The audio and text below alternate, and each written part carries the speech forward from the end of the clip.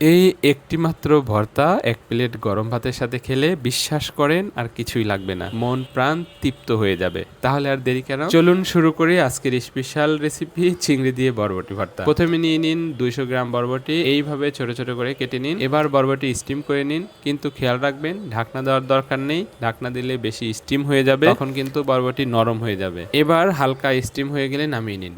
এখন একটা fry pan নিন, দিন সরিষার তেল, তেলটা ভালো করে গরম হলে 2 থেকে 3টা শুকনো মরিচ দিয়ে মচমচে করে ভেজে নিন। মরিচ ভাজা হয়ে গেলে তুলে রেখে দিন। এবার একই তেলে প্রথমে দিয়ে দিন রসুন, রসুন হালকা বাদামি হলে দিন পেঁয়াজ কুচি আর কাঁচা মরিচ, সবকিছু সুন্দর করে ভেজে নিন। এবার মেইন হিরো চিংড়ি মাছ দিয়ে দিন। চিংড়ির রং পাল্টে গেলে দিয়ে দিন আগে থেকে স্টিম করা বরবটি। এবার স্বাদ মতো লবণ দিয়ে সবকিছু মিশিয়ে নিন আর একটু ভেজে নামিয়ে ফেলুন।